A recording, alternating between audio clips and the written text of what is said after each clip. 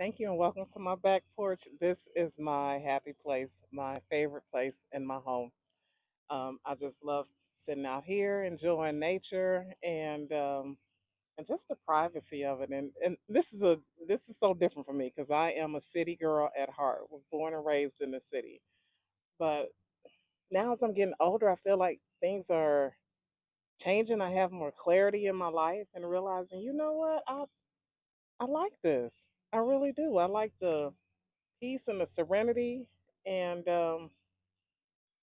just always having this as an option. So just come and sit out here and recalibrate and get centered. What's interesting, so I'm turning 50 this year and I'm excited about it. I really am. Like, just um but one thing turning 50 is doing, it is causing me to, it has a way of bringing life into focus and realizing what's really important.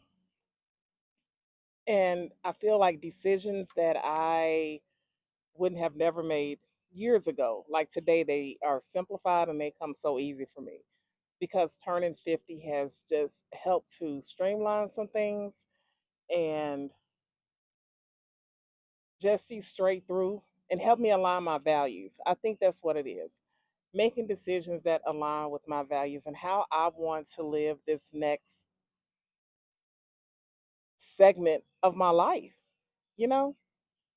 And so even just some relationships that I've had or friendships, like not that I've gotten rid of them totally, some I have, you know. My block game has tightened up, okay? But with that being said, some relationships, like I want them in my life, but I just want them to have a different access, if you will, and where I want to be positioned there in their life as well. And it's not so much, it's not a bad thing. It's just me identifying what my values are and what's really important and how I want to live this next segment. And so that's one thing that 50, looking at 50 has given me, is just a freedom. I feel like a freedom of,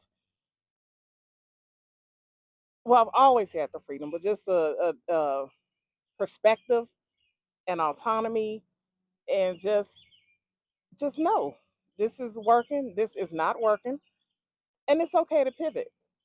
So I don't know, but that's just kind of what's weighing on me. But also, as I think about it from an aspect of being a perpetual parent, I've shared on my video, numerous occasions, and I guess like the gist of this channel, just talking about being a perpetual parent, of a child with special health needs and disabilities, and what does that look like?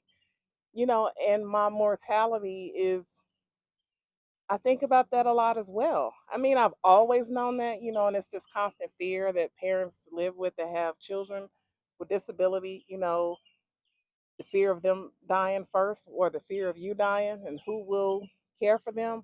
But it's like that has really been weighing on me out of concern. Also, some fear, but at the same time, the other part of it is causing me to put things in order and prepare so that I can approach the future with optimism and so that things are taken care of for my children. You know, sorry about this camera. This ring is not doing what it's supposed to do. But anyway, and I really just wanted y'all to see this view back here. It's so pretty. It's so pretty. Y'all get that. And I got my plants coming in. But anyway, sidebar. But it really has caused me to think of that because as I'm getting older, my daughter's also getting older, you know, but she's, a teenager and 17 and has all of life ahead of her. And so do I. However, my body is changing, approaching 50. So I'm perimenopausal. Menopause is next, and I realized like I don't have the strength that I used to have. So what I've done for that, I mean, I know that I won't go back to being 21. I won't have that same stamina that I had when I was in the military. But one thing that I can do, I have hired a personal trainer, so I'm working out and I've started lifting weights. That's good for us to do. And I've gotten intentional. I've gotten a dietitian. And one thing a lot of people don't consider a dietitian, but a lot of insurances, health insurances cover it, and it's at no cost. And that's one of the benefits of the job that I have. Our health insurance covers that, and I have been taking advantage of those things. Um, Meeting with a dietitian, getting a food journal, and it's not for me. It's not so I can be certain size. I want to be healthy, and I want to be strong, and I want to be able to one continue to live a full and happy life. Also be in a position that I can continue to be around and care for those that I love, and be able to take trips with them and not have to so that just and not have to sit things out because I'm not in the best shape or anything like that. But I want to be healthy so that I can be the mom that I need to be to my daughter and also to both of my daughters, and just being fully present. And part of that is just being healthy. But anyway, I don't know. Just being 50 is just putting a lot of things into focus for me, and I'm excited about it. I'm looking forward to it.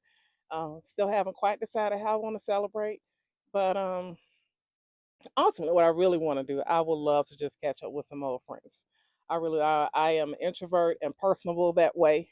Um, but I think I just want to take some trips this year and just catch up with some good friends, people that have been with me along the journey. And we just need to see each other in person and, and hug and do all the things. But anyway, thank y'all for jumping in today. That's just been on my heart, and just really sitting thinking, you know, turning 50 and what do I want that to look like? What do I want my life to look like moving forward? So, anyway, just my thoughts.